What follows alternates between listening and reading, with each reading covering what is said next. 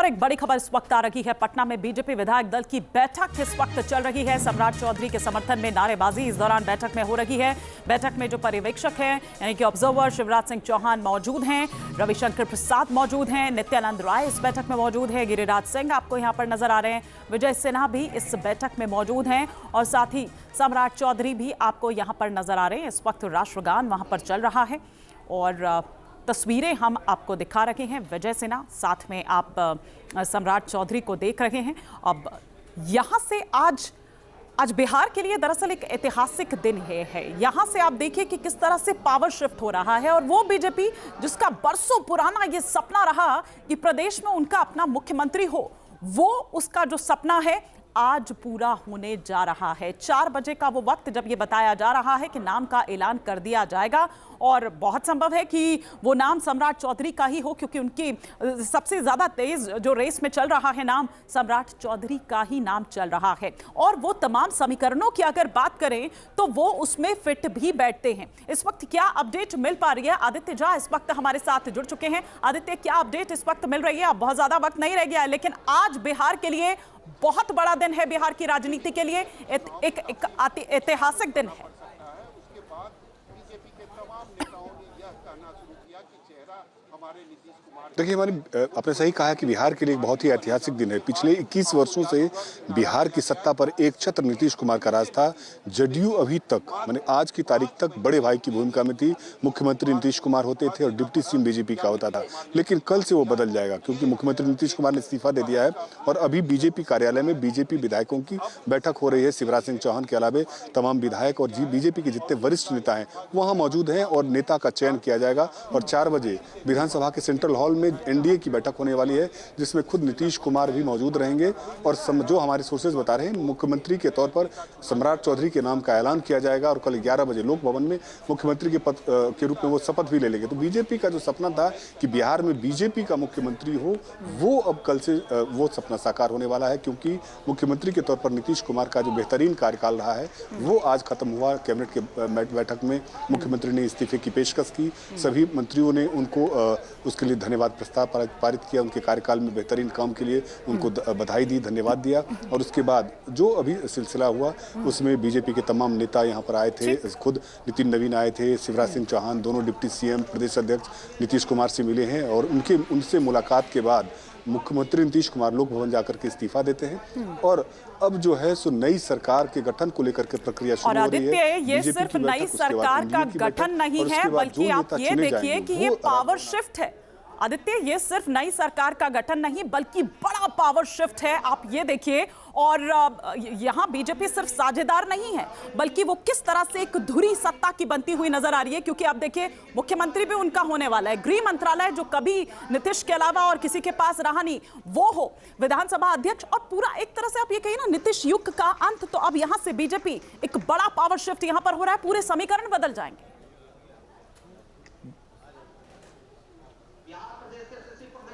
बिल्कुल, आपने सही कहा है कि ये मुख्यमंत्री का नहीं हो, एक पावर शिफ्ट हो रहा है। जदयू का पावर अब बीजेपी के पास जा रहा है। मुख्यमंत्री, गृह मंत्री, विधानसभा अध्यक्ष तमाम जो बीजेपी के कोटे में आने वाले हैं, क्योंकि 2025 में जब विधानसभा के चुनाव हुआ था और परिणाम आया था, उसके बाद पहली बार नीतीश कुमार को गृह मंत्रालय छोड़ना पड़ा था और सम्राट चौधरी बिहार के गृह मंत्री बने थे।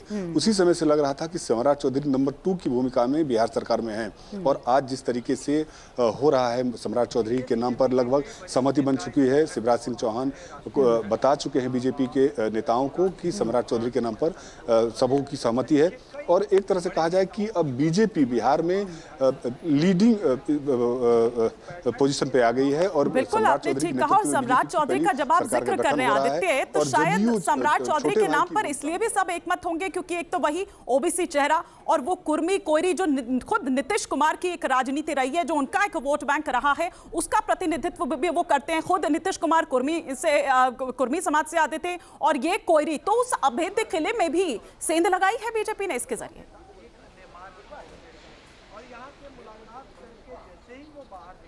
देखिए, 2005 में जब मुख्यमंत्री के तौर पर नीतीश कुमार ने शपथ लिया था तो उसके बाद बिहार में नंद यादव बैकवर्ड यानी कोयरी कुर्मी का जो कॉम्बिनेशन, जिसको लवकुश का समीकरण दिया गया, नीतीश कुमार ने यहाँ पर तैयार किया था। खुद नीतीश कुमार कुर्मी समुदाय से आते हैं और कोयरी कुर्मी का जो कॉम्बिनेशन जिसको लवकुश समीकरण का नाम दिया गया था, यही कारण है कि सम्राट चौधरी का पलड़ा सबों पर भारी पड़ा, क्योंकि नीतीश कुमार का जो कॉम्बिनेशन है लवकुश का, उसमें कोयरी समाज से आते हैं। सम्राट चौधरी 5% वोट की आबादी है, वो उनका वोटिंग है, कोयरी समाज का 5% वोट है। तो एक तरह से कहा जाए कि लगभग समीकरण वही रहेगा नीतीश कुमार का जो समीकरण था, अति पिछड़ा में नन यादव बैकवर्ड को एक साथ लाना, उसके साथ में अति पिछड़ा का वोट, महिलाओं का वोट उनकी तरफ शिफ्ट होना। तो एक तरह से सिर्फ नीतीश कुमार का शिफ्ट हो रहा है, वोट में विखराव ना हो, भटकाव ना हो।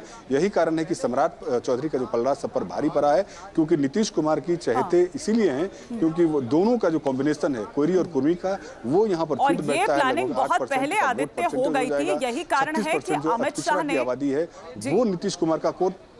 अमित शाह खुद ये बात कहते हुए भी नजर आए थे कि उनको बड़ा आदमी बनाएंगे, लेकिन मैं तो ये समझना चाह रही हूँ कि जो अपनी राजनीति की शुरुआत लालू के सिपाही के बतौर करते हैं, फिर उसके बाद नीतीश कुमार मतलब आरजेडी जेडीयू से होते हुए वो बीजेपी में आते हैं और बहुत कम समय में वो मकाम हासिल कर लेते हैं जिन्हें हासिल करते करते बाकियों को दशक लग जाते हैं।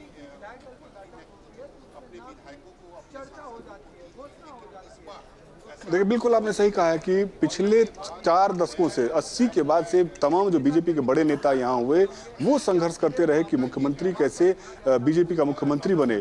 लेकिन एक ऐसा चेहरा जिसने राजनीति की शुरुआत आरजेडी के साथ यानी लालू प्रसाद के कैबिनेट में सबसे कम उम्र के मंत्री बनने का सौभाग्य मिला था सम्राट चौधरी को। हालांकि विवाद के कारण उनको इस्तीफा भी देना पड़ा था।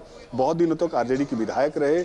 उनके पिताजी का भी शकुनी चौधरी जो हैं वो समाजवादी नेता थे। लालू यादव के साथ, नीतीश कुमार के साथ उनके अच्छे संबंध थे। दोनों के मंत्रिमंडल में उनके पिताजी मंत्री भी रह चुके हैं।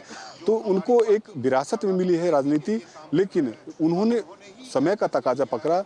आरजेडी का जब देखा कि आरजेडी का भविष्य बहुत ज़्यादा उसके वहाँ रह करके वो अपने आप को बहुत ज़्यादा विकसित नहीं कर पाएंगे, तो उन्होंने नीतीश कुमार का रुख किया और नीतीश कुमार के साथ भी बहुत ज़्यादा दिन तक नहीं रहे और वो बीजेपी के साथ आ गए। और स्थिति ऐसी आज हो गई है कि नीतीश कुमार बीजेपी के सबसे बड़े चेहरे बिहार में हो गए हैं और वो कल मुख्यमंत्री पद का शपथ लेंगे। तो एक तरह से कहा जाए कि जो बीजेपी का सपना बड़े बड़े नेता नहीं देख पाए थे, वो मुकाम सम्राट चौधरी को कल हासिल होने वाला है और मुख्यमंत्री के तौर पर कल सम्राट चौधरी बीजेपी के पहले मुख्यमंत्री बनेंगे, जिनका इतिहास में नाम होगा कि बीजेपी के बिहार के पहले अध्यक्ष मुख्यमंत्री कौन बने थे, तो वो सम्राट चौधरी बने थे। तो एक तरह से कहा जाए कि सम्राट चौधरी का जो कद है वो बिहार की राजनीति में और ज्यादा बढ़ने वाला है। हिमानी,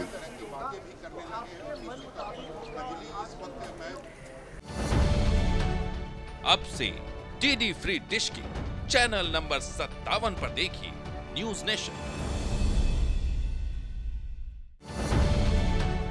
अब से डीडी फ्री डिश की चैनल नंबर 57 पर देखिए न्यूज नेशन।